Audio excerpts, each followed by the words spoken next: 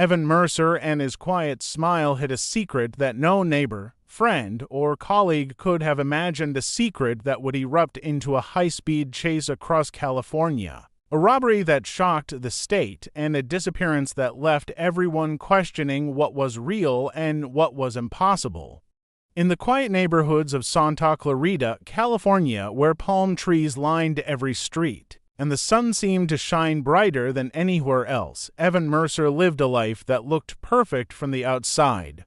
His home sat neatly at the end of a cul-de-sac with trimmed hedges, a clean driveway, and a welcome mat that always seemed brand new.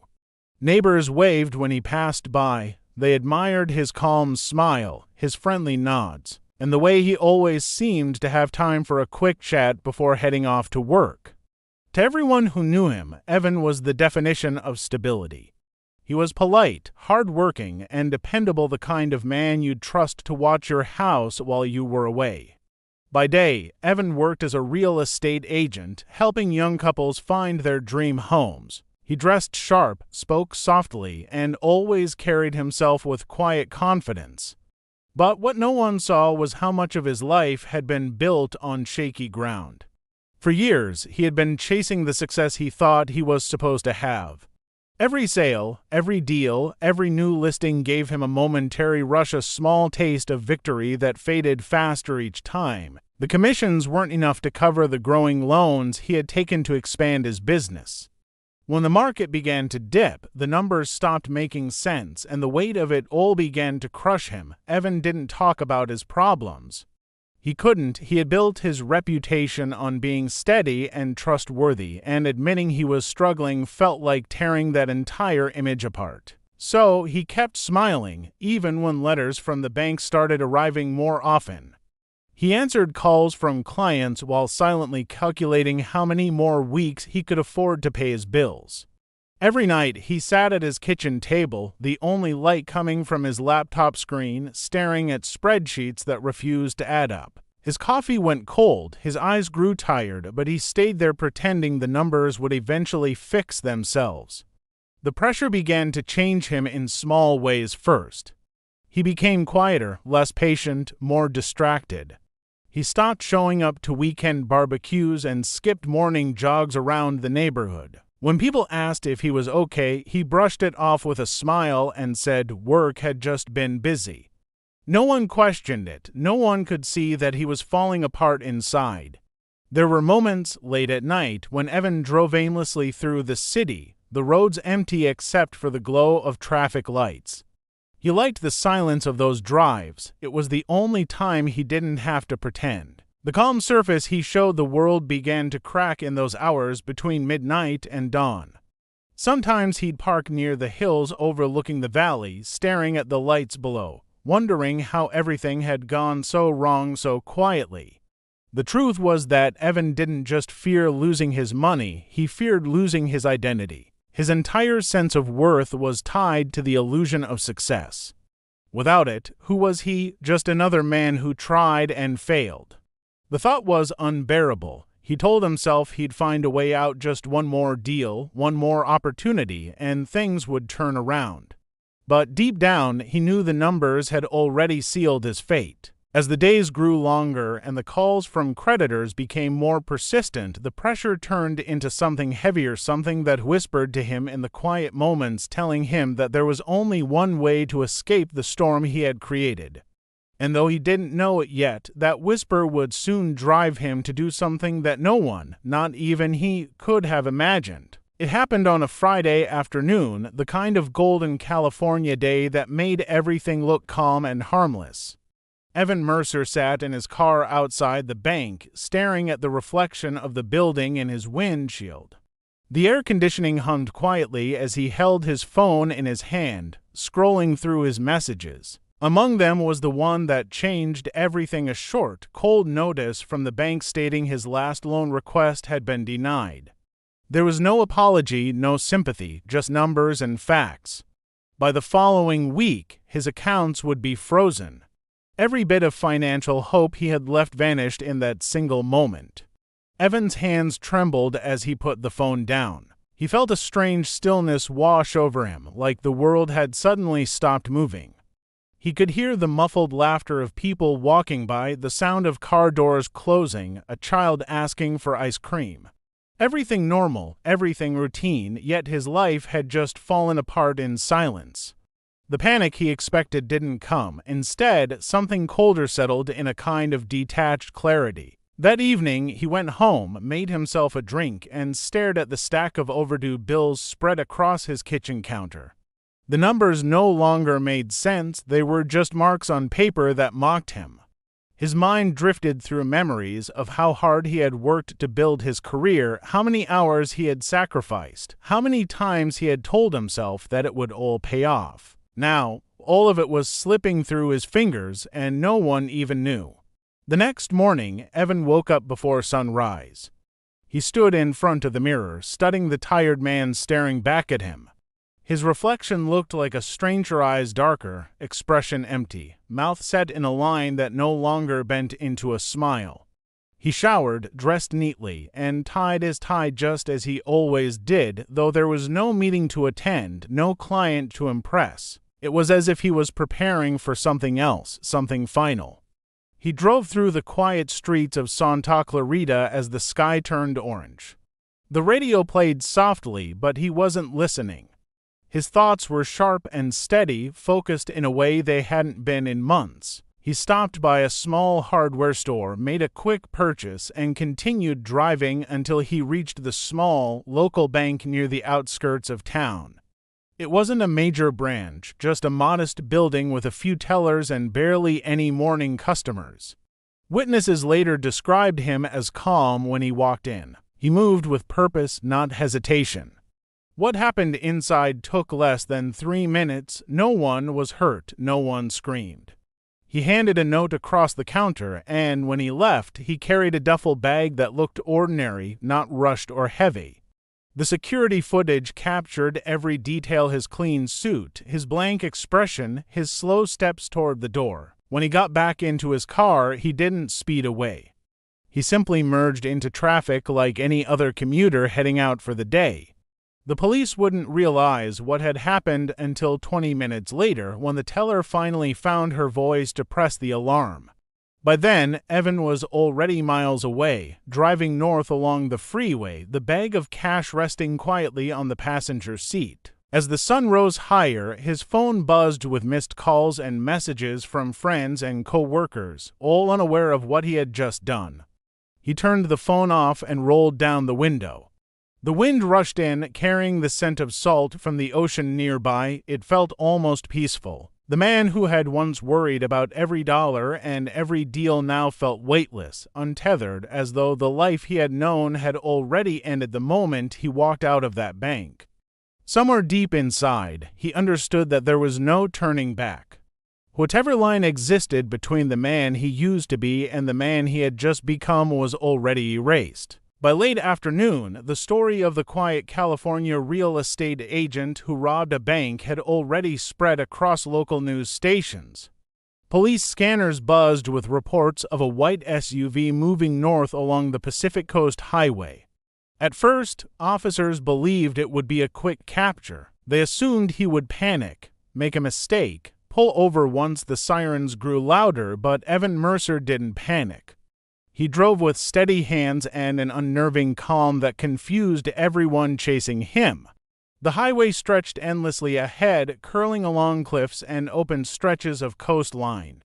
Helicopters circled above, the sound of their rotors echoing across the water. Patrol cars formed a line behind him, lights flashing in rhythmic bursts of red and blue. Drivers pulled to the side, watching as the chase swept past like something out of a movie. News helicopters began broadcasting live footage, and soon millions of Californians were watching a man they didn't know but couldn't look away from. Evan kept his speed just below reckless, never pushing the SUV too far. He seemed to know exactly how fast he could go without losing control. Every time the police tried to box him in, he slipped through an opening. When they laid down spike strips, he turned off onto narrow side roads leading toward the hills. He never drove aimlessly. Each move looked deliberate, as though he had studied these roads long before. Hours passed, and the chase wound through mountain towns and coastal tunnels. The longer it went on, the more confusing it became for investigators. He wasn't heading toward Mexico or Nevada, not toward an airport or a harbor. His route zigzagged through back roads that led nowhere important. Officers began to wonder if he was even trying to escape. Maybe the chase itself was the point. At one point, Evans stopped at a small gas station outside San Luis Obispo. The security cameras there showed him pulling up quietly, filling the tank, and paying in cash. The clerk didn't realize who he was until the next day when his face appeared on the news. What baffled investigators most was that there had been no sign of panic. He hadn't rushed, he hadn't even looked around nervously. He had just done what any other traveler would do and then driven off again. As night fell, the pursuit grew tense. Rain began to fall, slicking the roads and turning the headlights into streaks of silver in the dark. Officers coordinated to cut him off before he reached the next county, setting up blockades along every major route north. But Evan avoided them all, slipping through back roads like he had memorized every turn. His headlights disappeared briefly in the fog, then reappeared miles away on another road. Each time they thought they had him cornered, he appeared somewhere else. The chase stretched into the early hours of the morning. By then, news anchors had started referring to him as the Phantom Driver, a name that would stick long after the event. People stayed glued to their screens, watching as the white SUV glided down wet highways, calm and controlled while chaos followed behind. It wasn't just the crime that fascinated them. It was the mystery of the man inside, who never seemed frightened or angry, only focused. Somewhere near the edge of Big Sur, the helicopters lost sight of him. The fog thickened, swallowing the lights and sound until there was nothing but the distant echo of waves below the cliffs. For a brief moment, it seemed he had vanished into the night, leaving behind a trail of confusion and disbelief. When officers finally caught sight of his vehicle again, it was far from where they expected, miles inland, heading deeper into the countryside, far from the main roads. It was then that investigators began to suspect that Evan Mercer wasn't running without direction. He was following a plan, one that no one else yet understood. When the chase finally ended, the story didn't fade. Instead, it grew larger, spreading beyond California and into national news. Every channel replayed the same clips, the white SUV gliding down the Pacific Coast Highway, the flashing lights behind it, the sudden disappearance into the fog. People debated endlessly about what could have driven such an ordinary man to do something so bold. Some called him desperate, others thought he was dangerous, but no one knew the full truth. It wasn't until investigators started digging into his past that the real story began to unfold. Evan Mercer's financial troubles were well known by then, but the details painted a more complicated picture. Over the past 2 years, he had been involved in several business deals with a man named Victor Klein, a so-called investor who promised quick profits through high-end property flips. On paper, Victor looked legitimate, running a network of real estate partnerships across the state. In reality, he was operating a fraudulent scheme, moving money between fake companies and draining funds from everyone who trusted him. Evan had been one of those people. At first, he believed Victor's charm and professionalism. They closed a few successful deals together, enough to build confidence. But when the market shifted, Victor began redirecting money meant for renovations and paying off investors with funds from new clients. When the whole structure started to collapse, Victor vanished, taking millions, including everything Evan had borrowed. By the time Evan realized what had happened, it was too late. His business was destroyed, and his name was quietly being dragged through legal disputes connected to Victor's crimes. The discovery of this connection changed how investigators viewed the bank robbery. The branch Evan had targeted wasn't random at all. It turned out that the bank handled several private accounts belonging to Victor Klein's shell companies. The cash Evan took came directly from one of those accounts, money that had been siphoned from unsuspecting victims. It wasn't just theft, it was retribution. Days after the chase, police located a storage unit registered under Evan's name north of San Francisco. Inside, they found boxes stacked neatly with files, flash drives, and handwritten notes. Every piece of evidence pointed to Victor's illegal operations names, transfers, offshore accounts, and timelines. Evan had been tracking him for months, collecting proof that could expose the fraud and possibly restore what had been lost. It became clear that his crime wasn't impulsive, it had been planned with precision. What puzzled investigators most was how calm he had been throughout everything. There were no angry letters, no emotional outbursts, no signs of fear or regret. Every document found in the storage unit was methodical and organized, as if he knew others would eventually discover it. It was as though he had written his own confession, but in the form of evidence meant to point towards someone else. When authorities followed the leads, they uncovered accounts in Victor's name scattered across multiple states. It took weeks, but one by one, the companies linked to him were exposed. He had vanished long before the chase began, and no one could find where the stolen money had gone. Still, some funds began reappearing in restitution accounts belonging to former investors. Each transfer happened anonymously, with no digital trail leading back to Evan or Victor. By then, the public's perception of Evan began to shift. People who had once seen him as a reckless criminal started to wonder if he had been trying to right a wrong in the only way he could.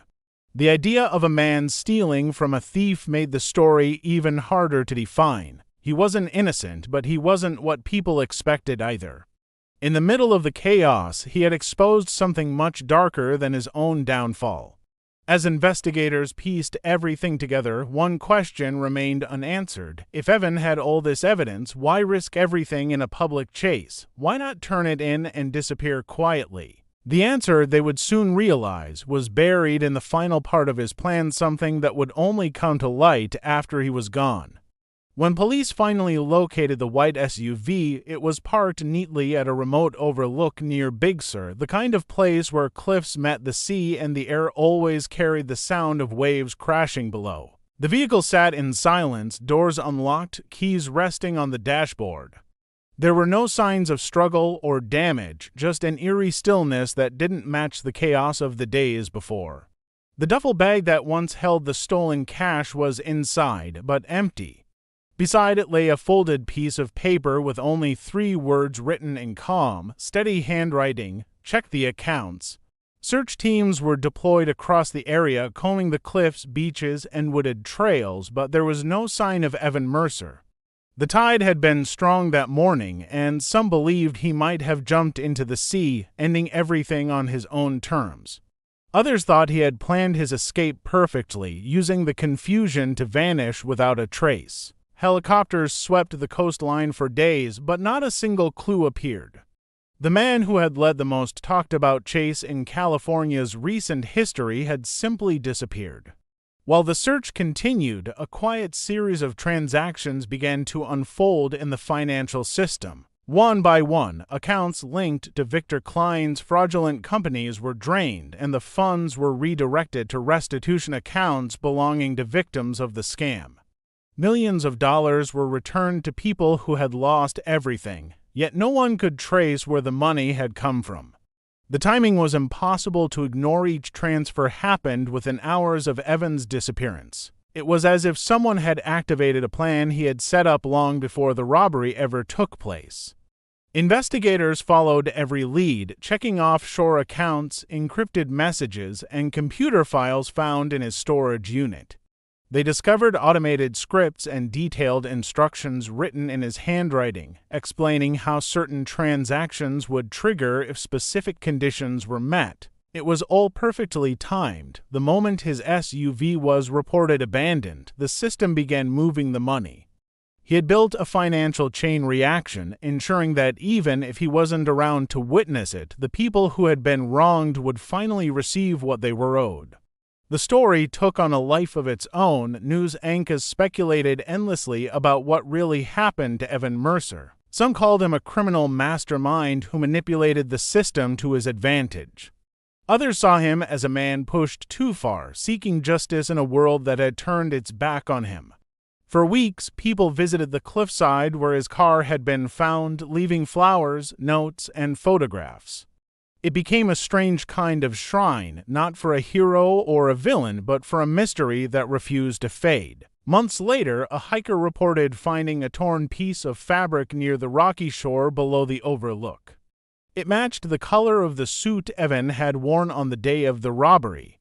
Forensic teams tested it, but no DNA could be confirmed. The discovery only deepened the divide between those who believed he had died there and those convinced he had escaped. Some claimed to have seen a man resembling him in distant towns, always alone, always leaving before anyone could ask questions. As time passed, the public fascination turned into quiet legend. The bank robbery, the chase, the evidence, and the vanished man became pieces of a puzzle no one could fully solve. The only thing certain was that after Evan Mercer disappeared, justice seemed to ripple outward in unexpected ways. The victims of Victor Klein's fraud recovered their losses, the fraudulent network collapsed, and the truth about the scheme was finally brought to light. The case officially remained open, marked unsolved but inactive. On paper, Evan Mercer was gone, presumed dead. In memory, though, he lingered like a ghost on the California coast, a man who had done the unthinkable and vanished into legend. Some believed he had found peace somewhere far away. Others thought he had become part of the ocean below that cliff, leaving behind only the faint sound of waves and a question that would never find an answer.